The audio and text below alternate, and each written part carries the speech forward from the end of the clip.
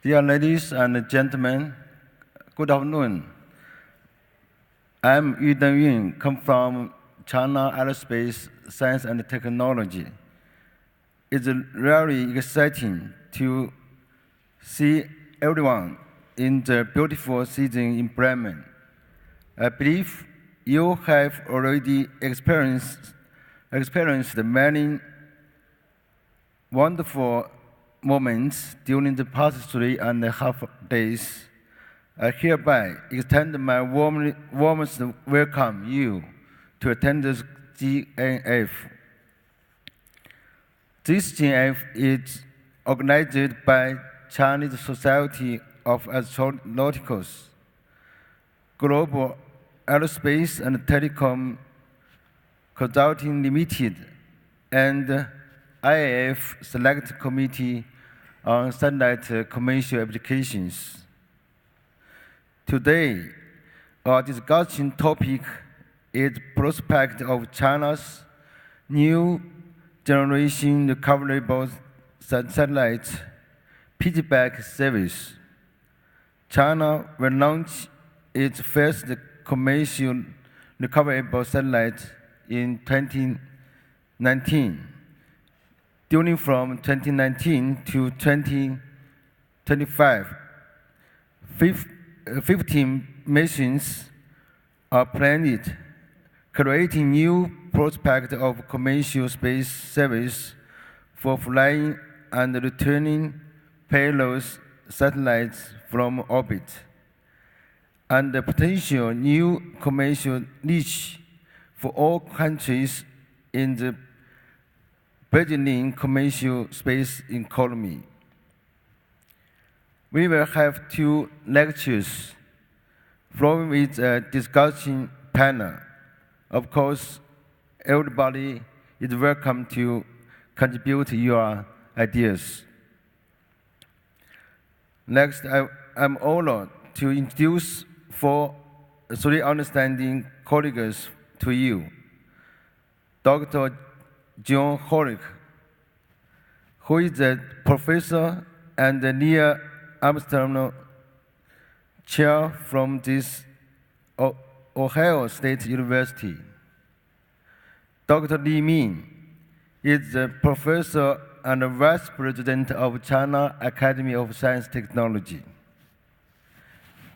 Dr. Horrick and Dr. Li will give us a lectures later on. Next one is Dr. Jeffrey Member. He is the CEO of Nanoracks. Welcome you, and we look forward to have a great brainstorm with you in next hour. First, I would like to invite Dr. John Horrick to introduce IAF Select Committee on Satellite Commercial Applications to us. Let's welcome.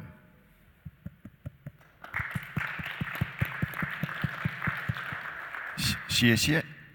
走吧，我叫 John Horak. My name is John Horak. I am learning Chinese, so I won't learn enough to give this talk in Chinese, so I will do it in English. But 谢谢, thank you very much for the opportunity to be here as a part of this very exciting GNF presentation. We're here to talk a little bit about the prospects of a commercial opportunity for Chinese and other payloads to be sent into space and to stay in space and return to the Earth. And this is an exciting capability. When we look at commercializing low Earth orbit, I mentioned the other day that in my mind, I think the value of commercialization in low Earth orbit is either transacted through what you have or what you know. And so what I mean by that is when you transact value through what you know, you actually bring down some data. You bring down information. It might be an image. It might be a crystal X-ray diffraction pattern. It might be a strain gauge measurement on a piece of material. That information is transmitted to the ground using a radio, using TV, using KU, KA, S-band, X-band, future laser comm, but it all comes down as a photon. It comes down as a piece of the electromagnetic spectrum. Very lightweight, very easy to transmit, moves at 3 times 10 to the 8th meters per second. And as long as you can stand the latency of going to geostationary orbit in a couple of hops, you can get your knowledge and therefore your value, your commercial value from low Earth orbit very quickly. The other mode is what you have. It's a piece of material. It's something that for having either been to space and brought back, it is transformed, it is different, it is new, it's innovative, it has some economic value for having been transported into orbit, processed, changed, whatever, something done to it, and then it's brought back. I think that's a much harder commercial nut to crack for a couple of reasons. One is you can send photons all day long. We have a very, very big infrastructure to communicate data down from space, and we have less capability to bring things back from space now than we used to have.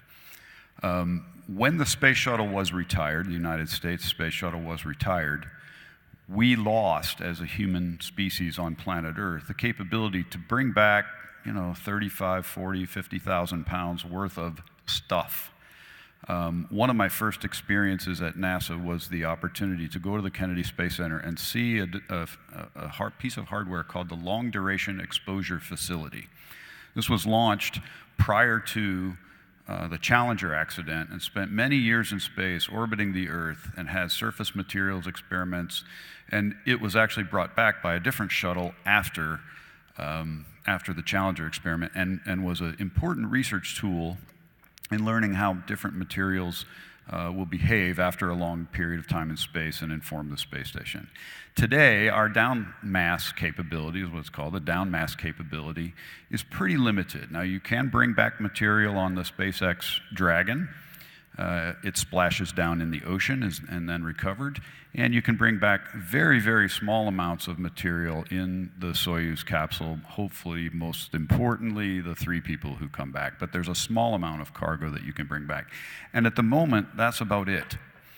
And so for those of us interested in the community, interested in making money and commercializing activities in low Earth orbit, where the medium of value is the thing you have, the biotechnology experiment, the opportunity to get materials processed in space, whatever it happens to be, this is a new opportunity to do that at 400 kilograms a shot, which is a good chunk of material. Now, there are some things that you won't be able to do. Sort of, I think you will have less, you won't land on a runway, so you may have a very high G landing. Later on, things like the Sierra Nevada Dream Chaser will also come into play, where you can have a 1.5 G or so kind of reentry. But this, to me, is an opportunity to significantly increase per payload, and on a commercial basis.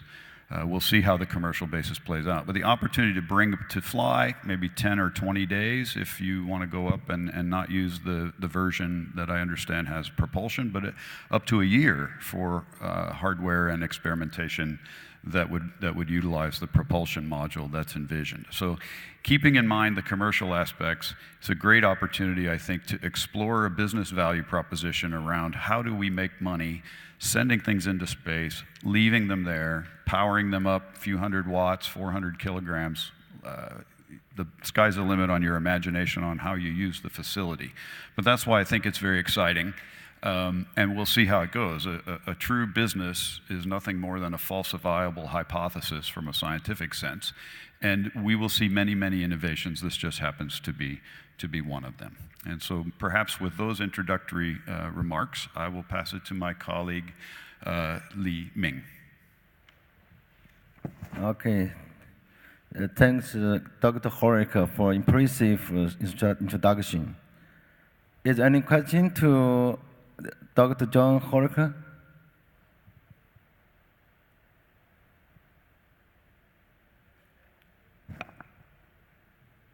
No. Okay, please. My question is, are there any opportunities to use the outside thermal protection system for any kind of experiments like the spacecraft? Okay, as a technical question about the performance, I think that's probably appropriate to let one of my Chinese colleagues answer that, since they are the experts on the technical performance of the hardware, and perhaps this is actually something that you may talk about. Concerning this question, next I will give you a presentation. In my presentation, I think you may get what you want to know. Okay, thank you. Okay. Any question? No. Thanks, John Horrick and Dr. Li Min. Okay. Now let's welcome to Dr. Li Min. He will give us a brief view of China new generation recoverable satellites.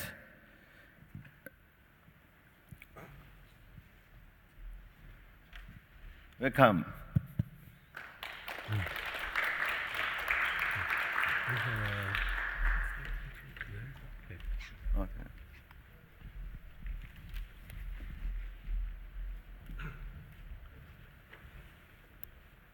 Okay, thank you, Mr. Yi, and thank you, John.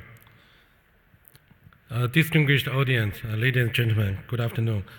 Now I would like to give a very short presentation on talking about the Chinese new generation of recoverable satellite. In this presentation, I'll give you the history of recoverable satellite development in China, and also some key performance of the new generation of recoverable satellite, and also the roadmap for its future development.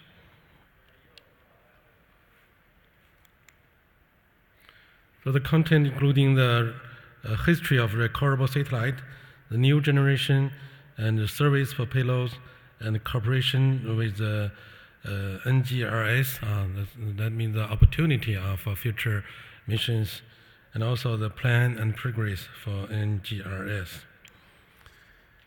Talking about the history of a recoverable satellite, we have already launched more than 25 recoverable satellites and 11 manned spaceship, which is also using the recoverable technologies, and 1 lunar recoverable capsules are using for sample returning missions. And CAST, which is a major player on China space, is also the developer of all the recoverable spacecraft launched in China.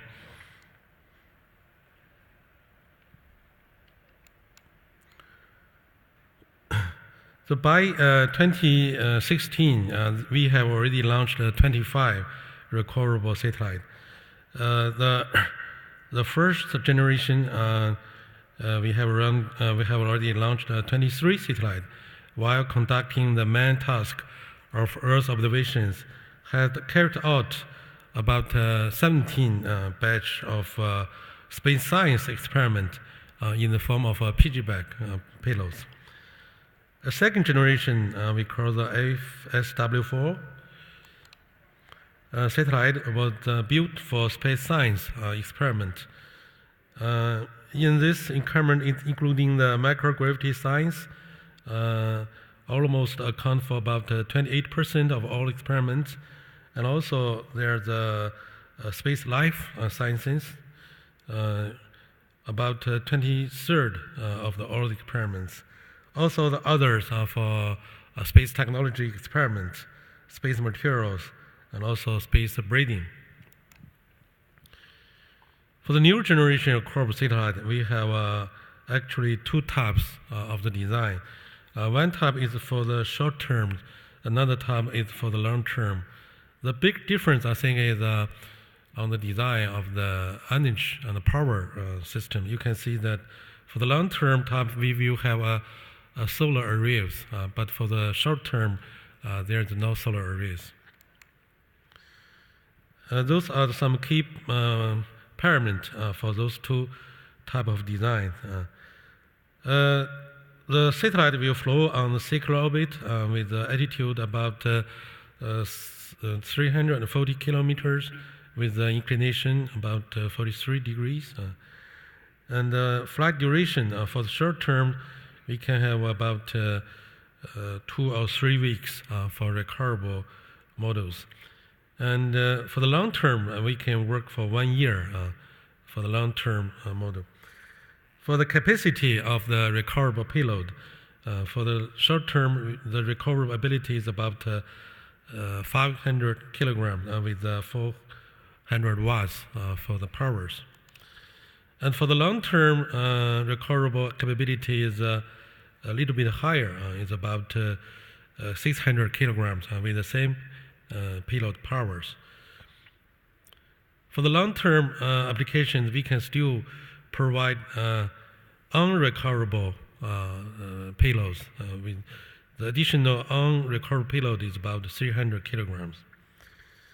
For power supply, the shorter one is using the one-time batteries, and the long-term design using the solar arrays and lithium batteries.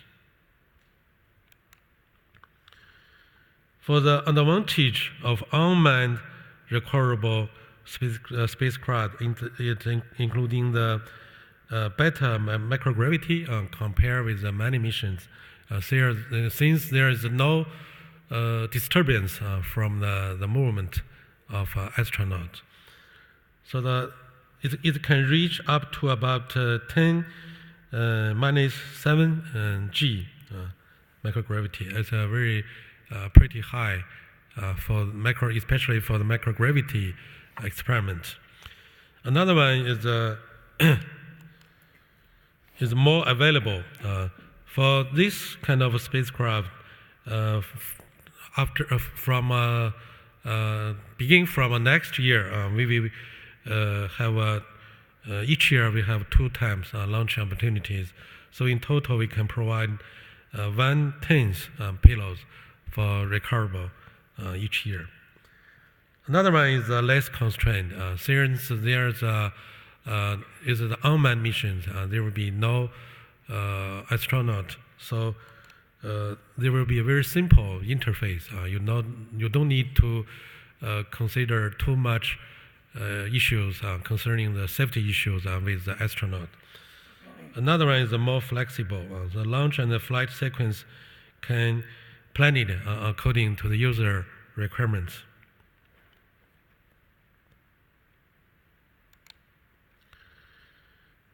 And for these new generations, we take the advantage of reuse design, just like the launching vehicles developed in SpaceX. But this is a satellite, it's not launching vehicles. To make it reuseful, we designed using the airbag as the cushions while landing. With this means we can reduce the impact limited to the only 10 G for the impact. And also we use larger values of apertures to reduce impact also. For the reuse design, recoverable models including the structure, the equipment and the cables can be reused for 15 times. And the thermal, the only one cannot reuse, has to be replaced in the thermal protective shield. It will be replaced by the new one after each flight. The service for the payload, including the high quality microgravity condition, high flux radiation. If you don't need the high flux radiations, we can design a spatial shield to reduce these kind of radiations. And also high quality thermal management, convenient electrical and information interface, and very rich measurement at different facts. For microgravity, I have said the highest levels can reach about 10 minus 7 G. So you can compare with the levels with ISS, since there's a disturbance of the manned activities. So the ISS, in terms of microgravity, the level is a little bit lower compared with the NGRS. This is some figures about the accelerations during the flight, with the two studios. One is the open door studios, another one is the closed door studios.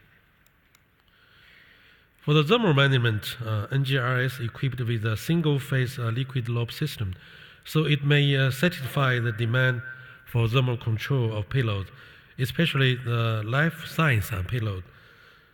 We can design the temperature range specifically for the user requirement. Normally, the control accuracies can reach plus and minus 2 degrees. With the control stability, it's about plus and minus 0.5 degrees per hour. And for the electrical and information interface, all the payload are managed by a payload management unit we call PMU. PMU can offer different communication interface, including the Wi-Fi and the Ethernet and RS485, etc. Both science data and engineering data from payloads can be transmitted to the platform and then transmitted to the ground. For the environment measurement, we provide many kind of measurement means and data telemetries, including the microgravity level, dynamic environment, radiation dose, and the temperature, and also the pressures. And also various kind of payloads are welcome to onboard our satellite, including the payload for microgravity science and space materials, new technology demonstration, space pharmacy and life sciences, and educations, and others. Those are some examples of the payload. We can design equipment to realize your ideas.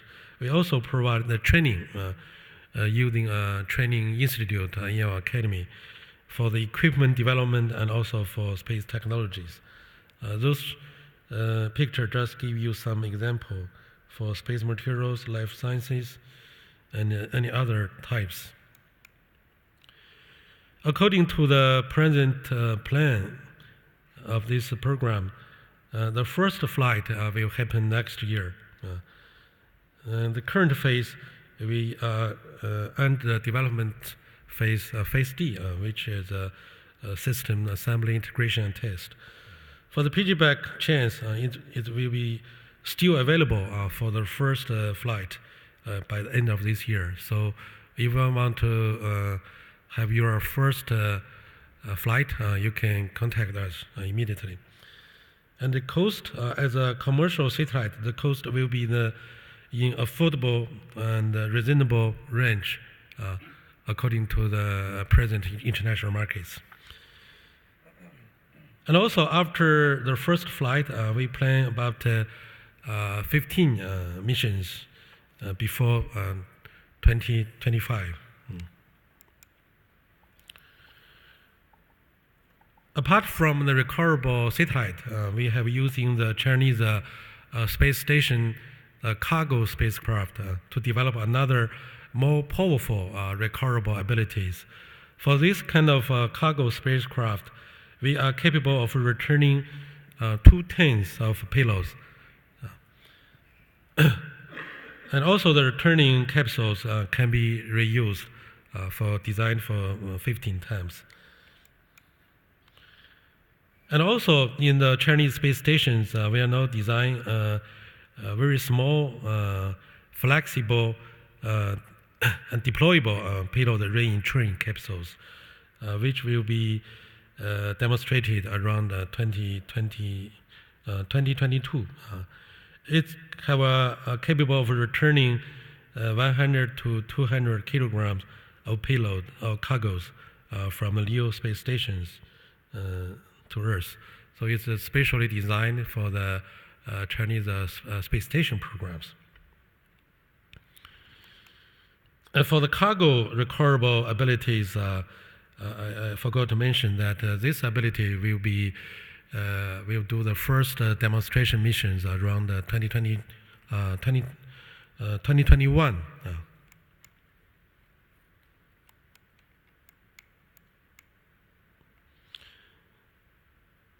Okay, thank you for your attention. Okay.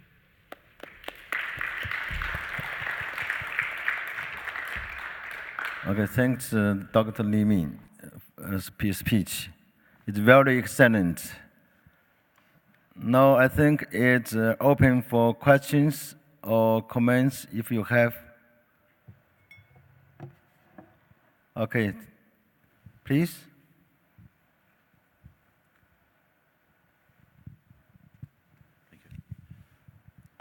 Which launcher will you use? Normally, we're using the Chinese Long March 2C or Long March 2D. These two kind of launching vehicles has been used for launching Chinese recoverable satellite for more than 20 times. It's reliable and very mature.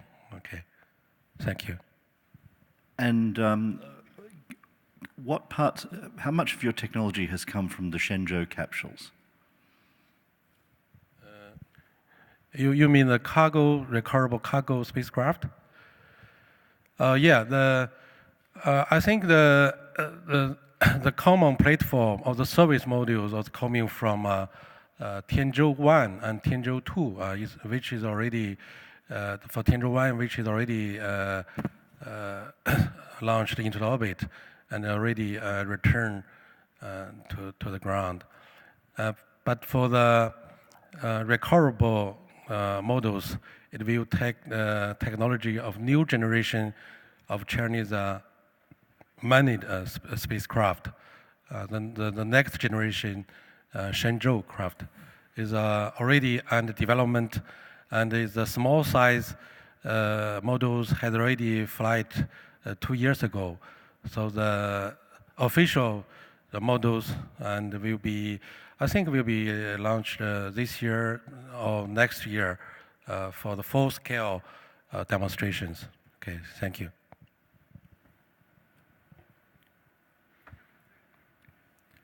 Thank you. Any question?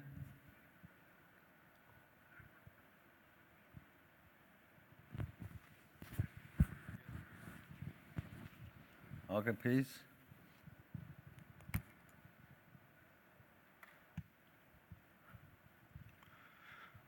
So you mentioned, excuse me, you mentioned the next generation crewed spacecraft. So next year on the Long March 5B, will this be, you say this will be the full scale that you'll be testing? And how many versions of this next generation spacecraft will you make? Will we have a larger and a smaller one, or what's the plan? Thanks. The next generation only means the satellite. This spatial advantage is reusable. They take the reusable technologies. For the recoverable cargoes, this is another concept, but it still can be used for the commercial applications to recover the payload from space to the ground. So the key issues today we introduce is recoverable satellite. The cargo one and also the smaller one is just to give the information to our audience. But they are not mature yet. Also, they will be launched later on compared with the recoverable satellite. For today's topic, we mainly want to promote the applications of recoverable satellite. Okay, thank you. Okay, thank you. Any question? Okay, please. And in the slides, you say that the reusable cargo, the payload of the reusable cargo will be 2 tons. And how about the times of the reusable cargo? I mean that what about the duration or the time of launches of the cargo? Thank you.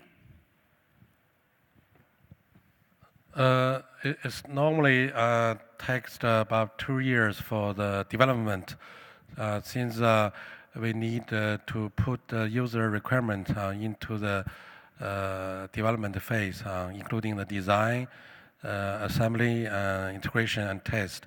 So normally, after we get the requirement from users, we need about 2 years for development. But for the on-site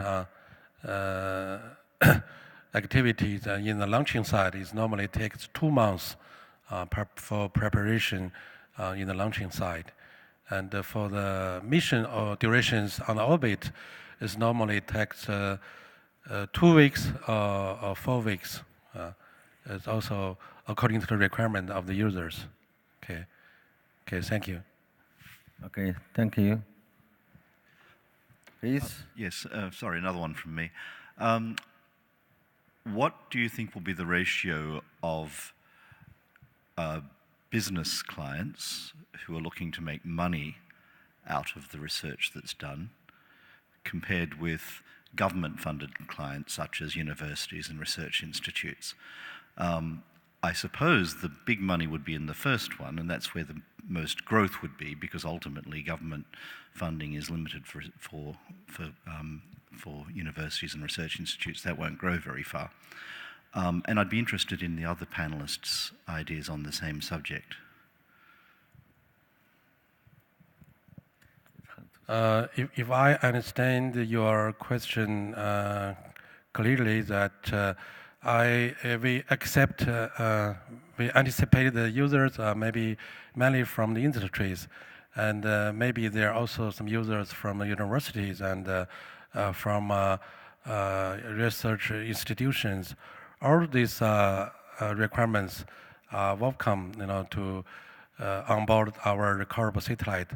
And but for the industry, we encourage to using the commercial way to do the business.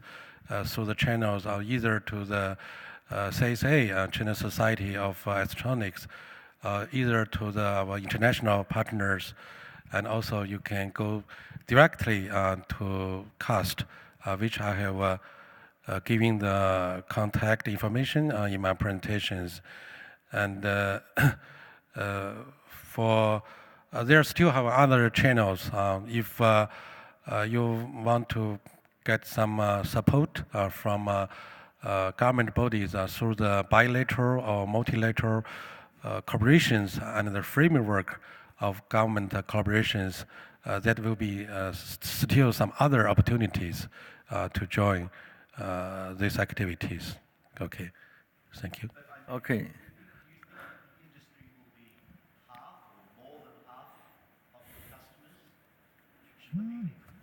In China, many of the customers are coming from China Academy of Science, coming from the academic institutions.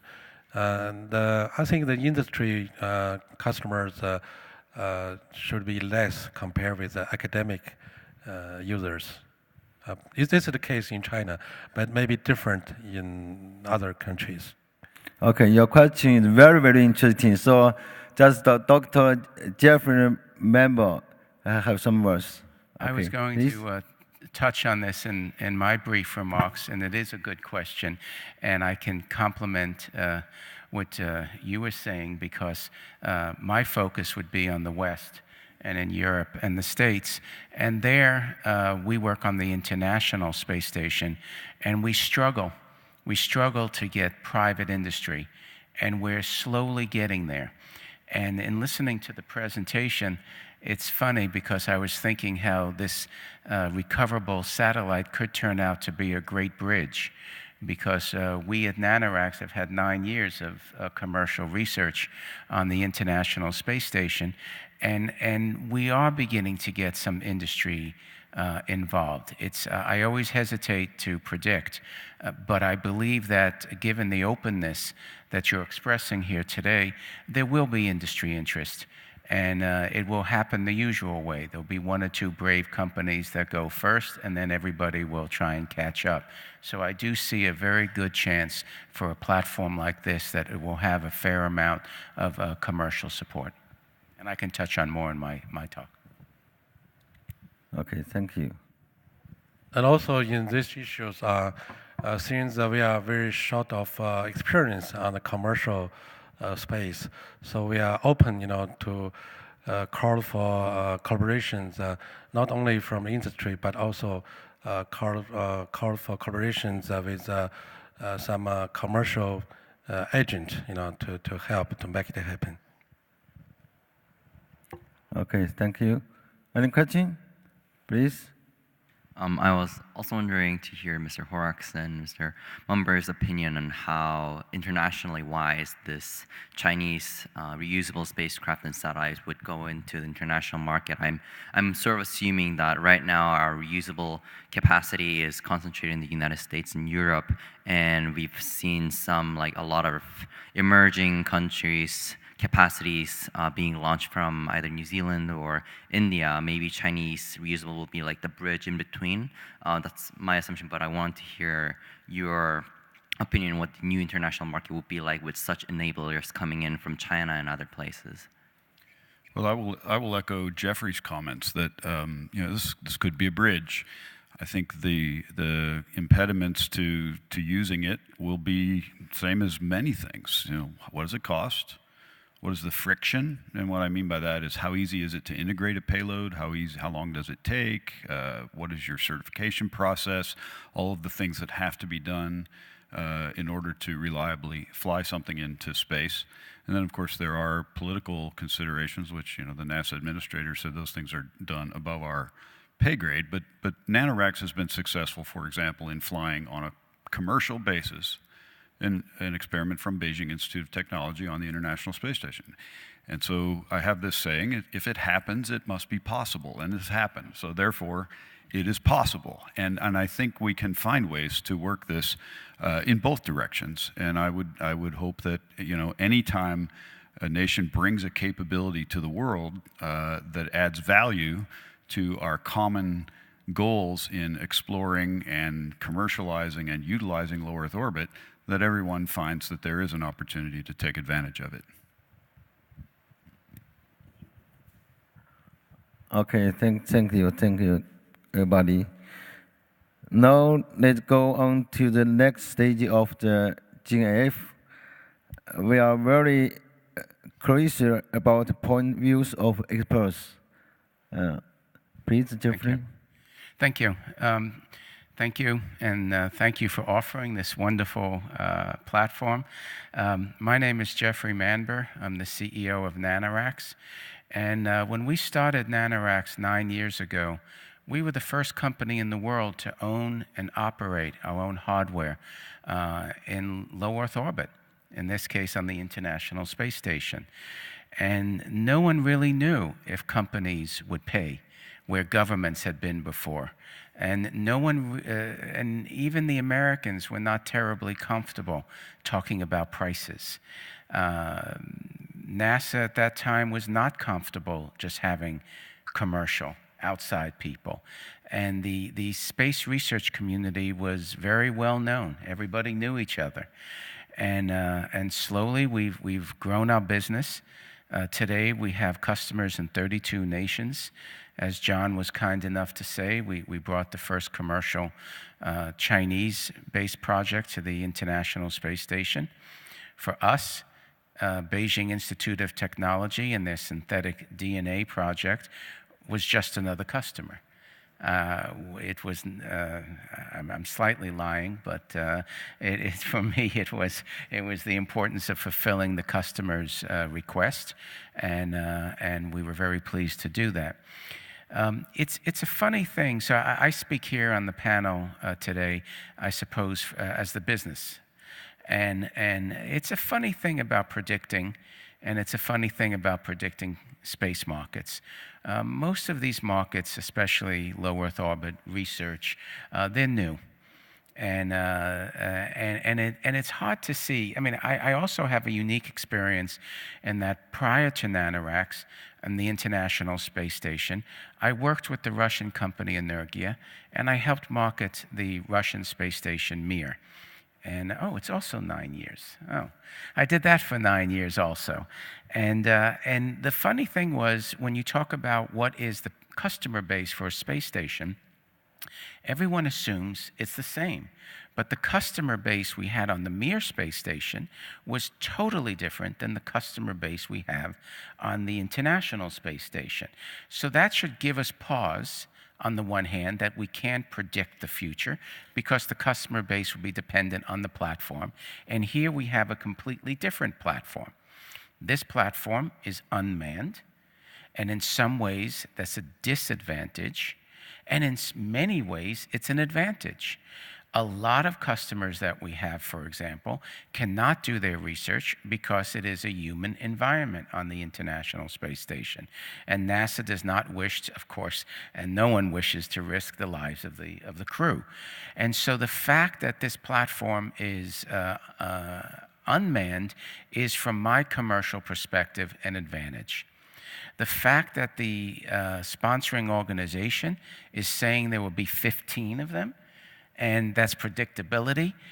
We have a word in English extremely important in our business, cadence. Cadence is how often you fly.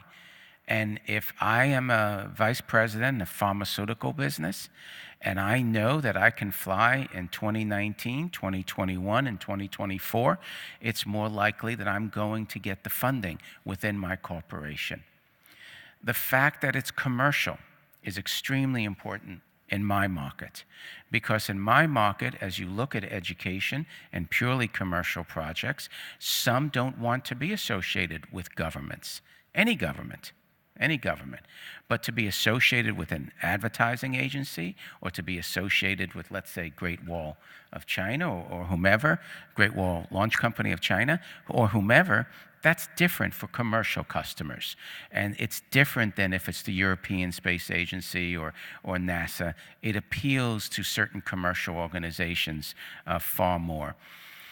We have struggled on the International Space Station on the recoverable part. As John mentioned, there is ways to get materials down through the SpaceX Dragon. But the limitations are, you're coming down in an unmanned capsule, but all the research has to take place in a manned environment. And so for the ability, I guess thinking about it, for the ability to have a commercial, reliable, robust platform on a proven launch vehicle where the environment is known, and the return is well documented, and it's open to commercial, there is a strong need for this in the commercial marketplace. And by commercial, it could be government sponsoring organizations, it could be research organizations, in both basic, applied, education, and purely commercial. And so I applaud you for filling this niche. As one of the questionnaires said, that, it's emerging in different markets. Those are pretty well unproven. And certainly the heritage of the Chinese space industry is well known now in the West. And so I believe this will find a market, and I think it will help drive research in space. I would also look forward one day when it's beyond LEO, there could be some interesting things there just to push you even further. And I guess to repeat what I said a moment ago on an optimistic note, I certainly could see research being conducted by ESA and by some of my customers in the States that it's, at some point, when possible, could be performed on a platform like this. And I do think it would be a wonderful bridge between our communities. So I compliment you on that. Thank you. Thank you, Dr. Jeffrey. Any question? Mr. Yu, I have a comment. And I should say thanks to Jeffries for your endeavors to bring the first Chinese biological experiment to onboard International Space Station. This is a very valuable chance for the Chinese universities. And I do hope in the future, the Nanoracks can help us to bring the first American payloads to be on board the Chinese Recoverable satellite or Chinese space stations in a commercial way. And I believe it will happen very soon. And also, in the entrance of our halls, we have posters give a short introduction about this satellite and also leave the contact address for further contact. And also, I would to make an announcement that after our GNF in Dilar Hall, there will be another presentations talking about the application of Chinese space stations for microgravity and for other utilizations, but not through the commercial way. It's through the collaboration with the United Nations, USA. So if you are have interest, we encourage you to continue to join the next GNF. Thank you. Thank you. And John, Rick, do you have? The disadvantage of going last is that the other people have said many of the things that you may have wished to say. Again, it's important to realize that the future, I think, of space for access and indeed for including and involving everyone, I think is highly commercial. It's the way we get our food, it's the way we get our power, it's the way we buy clothes, we buy gas, we buy cars. It's commercial. I don't have to go to the government to ask, where do I get, ribeye steak. I just go to the grocery store. It's a transaction. I get what I need. I also get services. And so I can either get goods, I can get services, I can get new knowledge. All of these kinds of things open up the opportunity, not the certainty, but the opportunity to test commercial business hypothesis around the globe. And I think the key to accelerating the market is to indeed reduce the friction that is required. And so commercial transactions are much more frictionless, yes. They have less friction than when we interact in a government environment for lots of reasons. Sometimes you want that friction because of what you're doing.